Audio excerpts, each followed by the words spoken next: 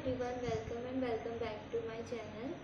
तो आज इस वीडियो में मैंने अपने इंस्टाग्राम पे एक Q&A डाला था। तो आप लोगों ने जो क्वेश्चन पूछे थे मैं उन्हीं सबका आंसर देने वाला हूँ। थैंक यू सो मच, आप लोगों ने मुझसे इतने सारे क्वेश्चन पूछे। तो as you all can see, so हम स्टार्ट करते हैं। तो the most asked question is कि विच ड्रॉप, विच अटैम्प्ट और प्रीवियस ईयर में कितने मार्क्स थे। तो ये मेरा 4th अटैम्प्ट था और ये मेरा 3rd ड्रॉप था। तो जो मैंने अपना फर्स्ट अटैम्प्ट दिया था वो मैंने 12th के साथ दिया था, तो उसमें मेरा स्कोर 360 था।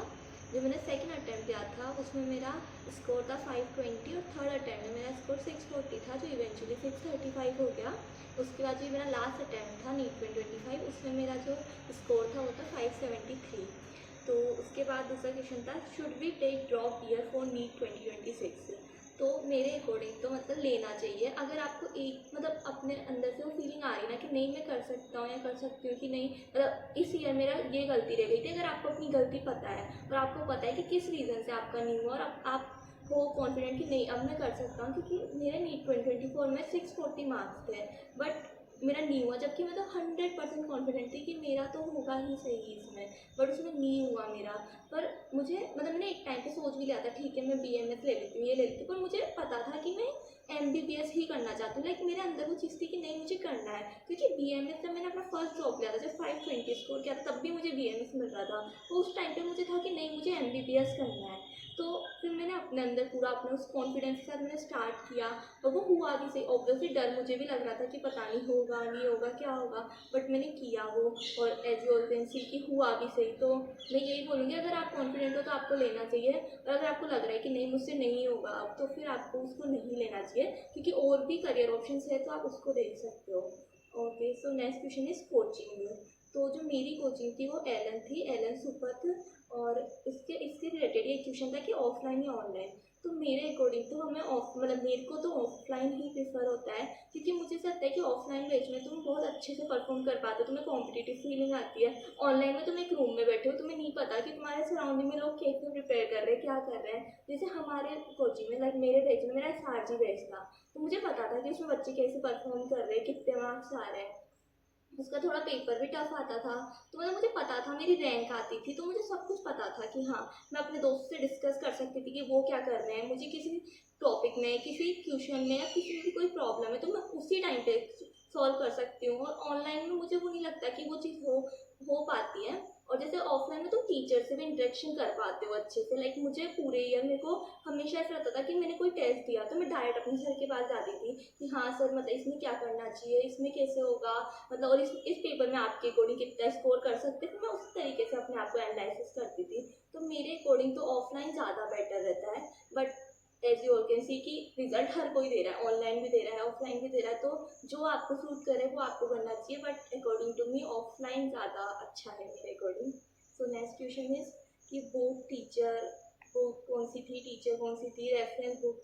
तो ये सब तो मैं आपको एक अलग वीडियो में बताऊंगी, क्योंकि मैंने मतलब एक मतलब बहुत अच्छे से मतलब अपना वो डिसाइड कर लिया था इस ईयर कि मुझे क्या क्या प्रीफर करना है, क्या मेरे को किन चीज़ों को सॉल्व करना है, क्या मटेरियल मुझे यूज़ करना है, कैसे करना है। क्योंकि इतने जब तुम 3rd ड्रॉप था ये मेरा, लास्ट ड्रॉप में इतना अच्छा होने के बाद तो मुझे पता था कि मतलब मुझे कैसे करना है, मुझे मेरी गलतियाँ पता थी कि मैंने क्या सॉल्व नहीं किया क्या था। तो मैं ये आपको एक अलग वीडियो में बताऊँगी अगर आप बोलोगे तो। और लाइक ये NCERT वगैरह भी था, मतलब ये भी क्वेश्चन था। तो लाइक मैंने NCERTs कैसे पढ़ी थी, क्या मैंने फिजिक्स की पढ़ी थी, केमिस्ट्री की पढ़ी थी और किस तरीके से करा था सॉल्व, तो ये सब मैं आपको नेक्स्ट वीडियो में बताऊंगी। Okay, so next question is कि व्हाट वाज योर मोटिवेशन और how you become focus so much. So मेरा मोटिवेशन तो बस एक यही था कि मतलब मुझे ये MBBS करना है। और मतलब ऐसा नहीं कि मैं डीमोटिवेट नहीं हुई, सबसे ज़्यादा डीमोटिवेट तो मैं स्टार्टिंग में ही थी कि जब वो रिजल्ट आया तब तो मुझे लगा था कि अगर अभी इतना अच्छा करने के बाद नहीं हुआ मेरा तो अब मैं क्या कर लूँगी, शायद मेरा हो ही नहीं सकता। मैं इतनी ज़्यादा डीमोटिवेटेड थी, बट मेरी फैमिली ने सबने मुझे समझाया कि तू कर सकती है, बहुत अच्छे से कर सकती है। तो फिर मैंने किया भी सही और अच्छे से करा। और फोकस तो इस डेट कि मेरे पास एक तो मैं किसी भी कोई भी मेरे पास कोई डिस्ट्रैक्शन नहीं था। लाइक मैं अपना फ़ोन था तो मैंने उसमें कोई सोशल मीडिया ऐप वगैरह कुछ नहीं यूज़ करती थी मैं। इट्स जस्ट कि मेरे पास सिर्फ एलन की एक ऐप थी, खुद का व्हाट्सअप था और बस यही था। तो मैं फोकस तो इसी तरीके से, और मुझे ये था कि मुझे इसका सिलेक्शन देना है। So this is okay, so what was my routine. तो मेरा रूटीन तो ये था, लाइक मेरी जब कोचिंग चल रही थी तब तो मेरी 6 to 1 तो मेरी कोचिंग रहती थी। फिर उसके बाद मैं आती थी, तो मैं 4 to 8 मतलब मैं ऐसे सेशंस लेती थी, लाइक एटलीस्ट मैं 6 to 7 आवर्स सेल्फ स्टडी के लिए निकालती थी, जितना हो सकता था। ऑब्वियसली कोचिंग ख़त्म हो गई थी लाइक लास्ट के 2 मंथ में, तो मेरा रूटीन रहता था कि मैं अपने से स्टडी सेशंस बनाती थी कि मतलब मुझे कितने आवर्स की, मतलब मुझे जैसे 3 आवर्स का मैं रखती थी, और जैसे मैं टेस्ट पेपर्स देती थी, तो यही था मेरा। और मेरा टारगेट रहता था कि मैं एटलीस्ट 10 to 12 आवर्स अपना दे सकूँ, अच्छे से वो कर सकूँ। और वो डिपेंड करता है, जैसे अगर आपको लग रहा है कि नहीं मेरा तो 6 आवर्स पढ़ के ही मेरा अच्छा चल रहा है, मेरा को सब समझ में आ रहा है, तो इट्स गुड। अगर आपको लग रहा है नहीं 8 आवर्स भी इनफ नहीं है, तो आप ज़्यादा बढ़ाओ उसको, क्योंकि यही साल है जिसमें हमें करना है। तो अगर आपको लग रहा है कि नहीं इतने से नहीं हो रहा, तो बढ़ा लो। फिर आपको लग रहा है नहीं मैं सही कर रहा हूँ, तो फिर it's good.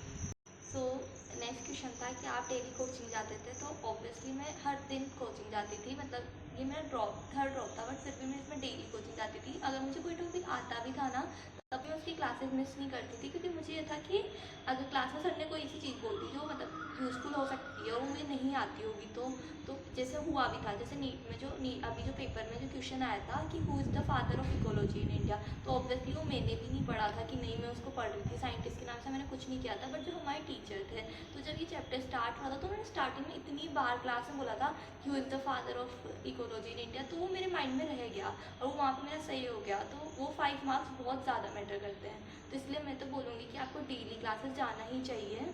Okay, so next question is कि विच कोचिंग सेंटर यूज सजेस्ट। तो मेरे अकॉर्डिंग लाइक मैंने तो अपने मतलब मैंने सिर्फ एलन से ही कोचिंग करी थी, तो मेरे को तो एलन ही सही लगता है। बट और भी आप देख सकते हो कि आपको कौन सा ज़्यादा बेटर लग रहा है। लाइक हर कोचिंग अच्छी होती है, it all depends on us कि अपन कैसे पढ़ाई कर रहे हैं, क्या कर रहे हैं, अपन कंसिस्टेंट है या नहीं है, तो ये उस पर डिपेंड करता है, तो आप ले सकते हो।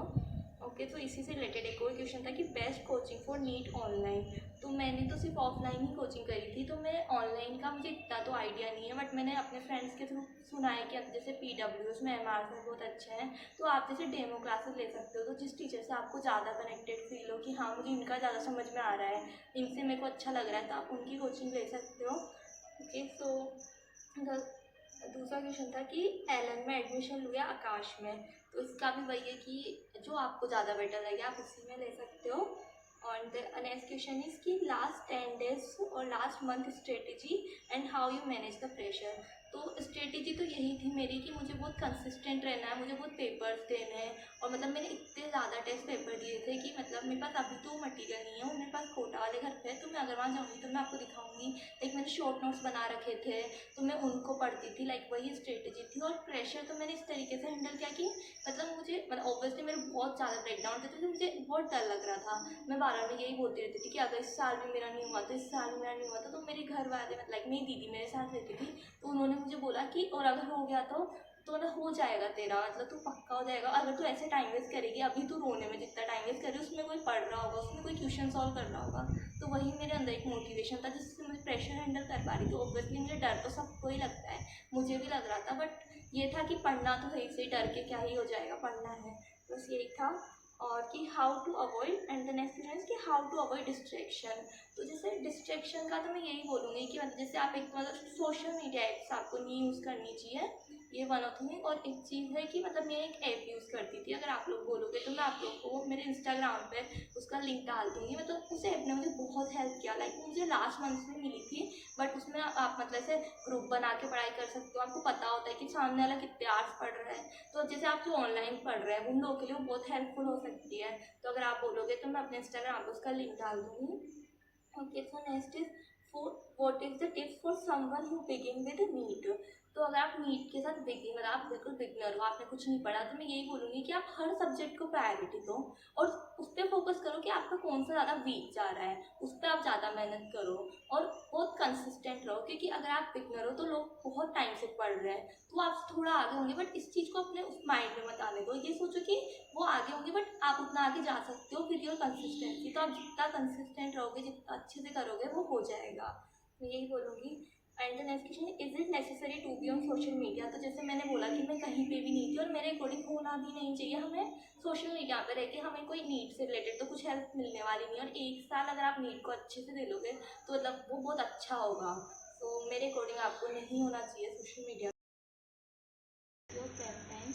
तो एज गाइस, जैसे मैंने बताया आपको कि मैं एक तो एलएम में एडमिशन ले रखा था, तो एक तो एलएम के जो टेस्ट होते थे मैं वो देती थी, और मेरा बैच एसआरजी था तो उसमें भी कुछ टेस्ट होते थे मैं वो देती थी, और मैं जो पीडब्ल्यू के, आकाश के, और मतलब जो मेरे दोस्त थे मैं उनसे पेपर्स लेके वो भी देती थी। तो मैंने बहुत सारे पेपर्स दिए थे। लाइक लास्ट मंथ में मेरा मेन गोल यही था कि मुझे जितने ज़्यादा हो सकते उतने ज़्यादा पेपर देने हैं, उतने ज़्यादा मतलब क्वेश्चन अटैम्प्ट करना है। तो क्वेश्चन अटैम्प्ट में पेपर के थ्रू ही अपने बढ़ा रही थी कि मैं जितने पेपर दूँगी जाके मेरे सिटिंग आवर्स भी बढ़ेंगे, सब कुछ बढ़ेगा। और मुझे लाइक 2 to 5 वाला जो टाइम था लास्ट 1 मंथ में, मैं कोशिश करती थी कि मैं मोस्ट ऑफ द टाइम उस टाइम पर ज़रूर ही पेपर दूँ मतलब। तो मेरी वही स्ट्रेटजी होती थी।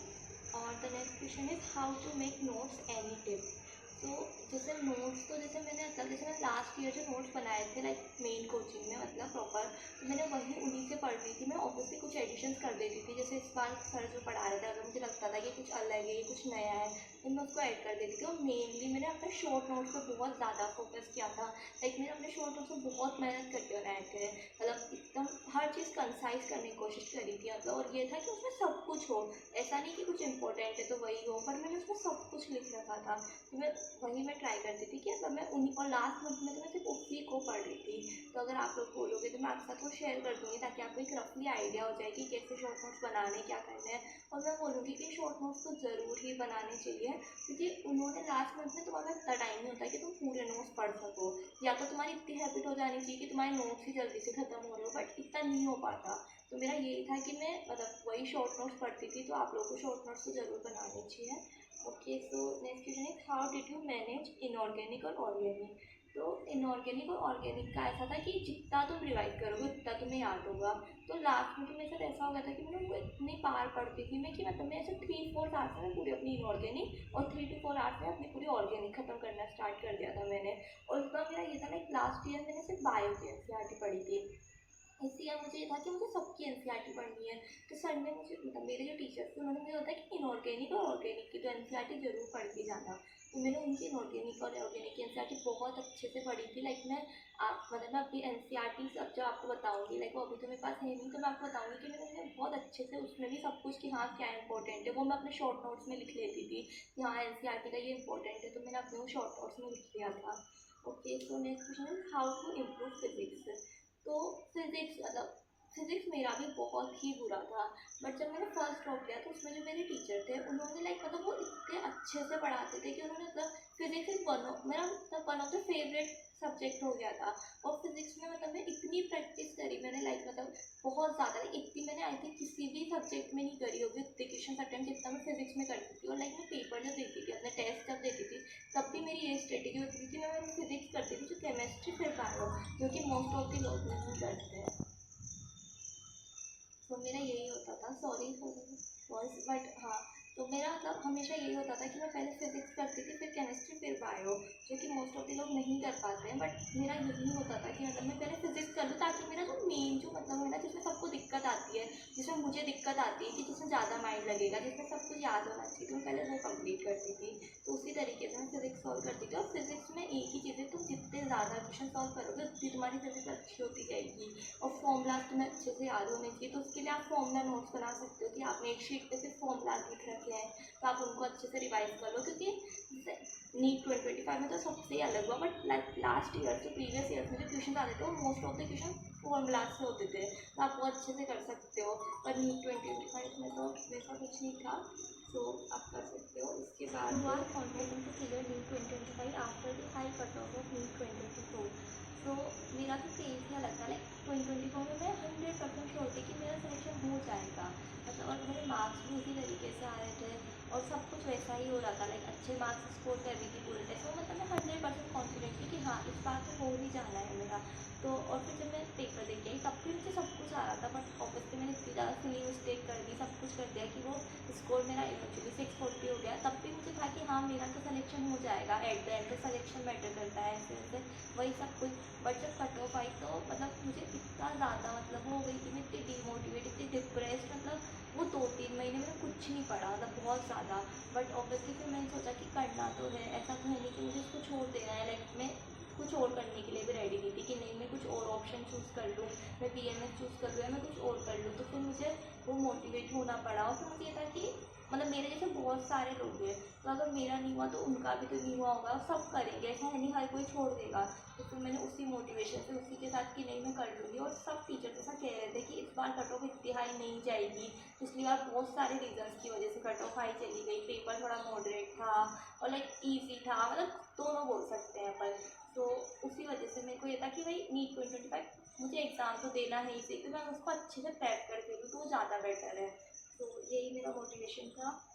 Okay, so next and last question is okay, share your NEET journey. तो मेरी नीट जर्नी तो मतलब मेरे को बताने के लिए तो मतलब बहुत सारी चीज़ें हैं, तो मतलब मैं कहाँ से स्टार्ट करूँ कहाँ से खत्म करूँ, तो मैं एक आपको अगली वीडियो में जब भी कोई वीडियो आएगी उसमें बताऊँगी। Okay, so this is it for this video, thank you so much.